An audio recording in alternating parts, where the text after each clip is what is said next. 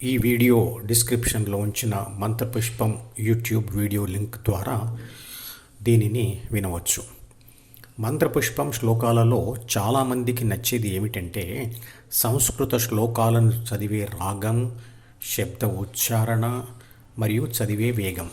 ఇవన్నీ అందులో అంతర్లీనంగా ఉన్న భావానికి అలంకారాలు మాత్రమే.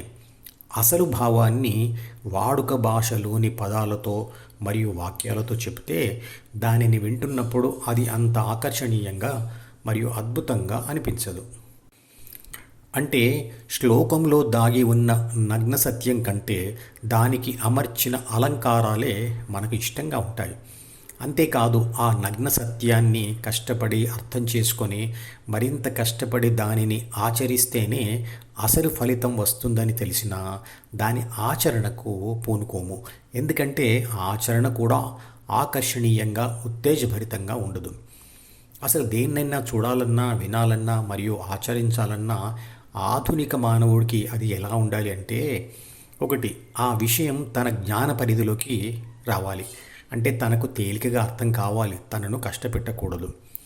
రెండవది, తన కోరికలకు అనుగుణంగా అది అప్పటికప్పుడే ఆనందాన్ని, అద్భుతాన్ని, ఆకర్షణను ఇవ్వాలి. మూడవది, ఆచరణలో కూడా అది వెంటనే ఫలితం ఇవ్వాలి. కానీ భగవద్గీతలో చెప్పబడిన ధ్యాన వివరణ ఆకర్షణీయంగా ఉండదు మరియు అద్భుతంగా ఉండదు, ఉత్తేజాన్ని కలిగించదు, తేలికగా అర్థం కాదు, సాధనా ఫలితం కూడా త్వరగా రాదు. దానిని అర్థం చేసుకోవడానికి మనిషి కష్టపడాలి, దాని స్థాయికి పెరగాలి.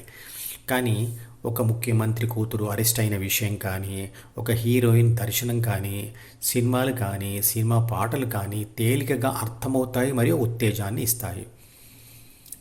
మంత్రపుష్పంలోని నగ్న సత్యం ఏమిటంటే, విశ్వశక్తి అంతటా వ్యాపించి ఉంది. అదే అనేక పదార్థాలుగా మరియు శక్తులుగా కనబడుతూ ఉంటుంది. మరియు దానివల్ల ఉద్భవించిన అన్ని శక్తులు, పదార్థాలు పరస్పరాధారంగా ఉంటాయి. అంటే ఒకదాని మీద మరొకటి ఆధారపడి ఉన్నాయి. ధ్యాన సాధన చేస్తూ ఉంటే సాధకుడికి చివరగా ఆ శక్తి దృక్పథం కలిగి తానే విశ్వశక్తి అని తెలుసుకుంటాడు. అది అతనికి శాశ్వత శాంతిని, ఆనందాలను ఇస్తుంది. ఈ వివరణ మంత్రపుష్పం శ్లోకాలు వింటూ ఉంటే వచ్చే ఉత్తేజంతో పోలిస్తే చాలా పేలవంగా ఉంది కదా. దీనికంటే పేలవంగా ఆ ధ్యాన సాధన ఉంటుంది అనిపిస్తుంది కదా. రోజు విసుగు తెప్పించే ఈ ధ్యాన ప్రక్రియలో అరగంట సేపు కూర్చోవడం ఎంత కష్టం. కానీ ధ్యాన ఫలితం పొందుతూ ఉన్న అనేక దశలలో మానసిక అభివృద్ధి కనబడుతూ ఉంటుంది. మరియు అసలు ఫలితం పొందిన తరువాతే మీకు అసలు అద్భుతం కనబడుతుంది. విద్యార్థి దశలో అనుకుంటాము, 1వ తరగతి నుండి 10 వరకు చదవాలి, ఆ తర్వాత 2 సంవత్సరాలు ఇంటర్మీడియట్ చదవాలి, ఆ తర్వాత 5 లేదా 6 సంవత్సరాలు మెడిసిన్ చదవాలి, ఆ తర్వాత 2 సంవత్సరాలు ఎంఎస్ చేయాలి, అప్పుడు మాత్రమే నేను డాక్టర్ని అవుతాను. ఇదంతా చాలా విసుగు తెప్పించి నగ్న సత్యం. దీనికంటే 2 లేదా 3 గంటల శంకర్ దాదా ఎంబీబీఎస్ సినిమా చూస్తూ నేనే ఈ సినిమా హీరోను లేదా డాక్టర్ను అనుకుంటూ దానిని చూస్తూ ఉంటే చాలా అద్భుతంగా ఉంటుంది. కానీ చదువు ఫలితం పొందిన వ్యక్తికి మాత్రమే జీవితంలో చదువుకునే ప్రయత్న ఫలితం ఎంత మార్పు తెస్తుందో తెలుస్తుంది. ఎంతో అద్భుతమైన, ఉత్తేజకరమైన విషయాన్ని అయినా దానిని మనిషి ఎంతసేపు అనుభవించగలడో చూద్దాం. ఎంతో కాలం నుంచి చూడాలనుకుంటున్న ప్రపంచంలోని 7వ వింత అయిన తాజ్మహల్ ముందు నిలబడి ఉన్నా అలా నిలబడి దానిని ఎంతసేపు చూడగలం? అలాగే ఇష్టమైన పాటను ఎన్నిసార్లు ఇష్టంగా వినగలం? ఎంతో రుచికరమైన, ఇష్టమైన పదార్థాలను ఎన్ని తినగలం? అగర్బత్తి వాసన మరియు స్పర్శ అనుభవాన్ని ఎంతసేపు ఆనందంగా అనుభవించగలం? ఎన్నిసార్లు అనుభవించగలం? అంటే ఏ ప్రాపంచిక అనుభవం అయినా తాత్కాలికం.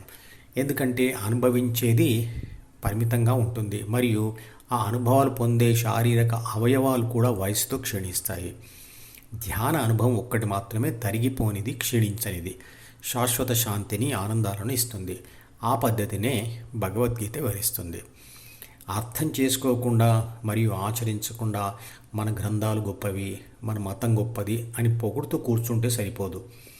వాటిని నేర్చుకోవడం, సాధించడం, సాధించిన దానిని 10 మందికి చెప్పడం ద్వారా ఆ సాధన కనుమరుగు కాకుండా చూసుకోవడం మన విధి. ఈ మధుపదం యూట్యూబ్ ఛానల్ వీడియోని సబ్స్క్రైబ్ చేసి గంట గుర్తును నొక్కి ఆల్ని సెలెక్ట్ చేసి ప్రతిరోజు యూట్యూబ్ ఓపెన్ చేసి అడుగున ఉన్న సబ్స్క్రిప్షన్ బటన్ నొక్కితే అన్ని లేటెస్ట్ వీడియోలు చూడవచ్చు.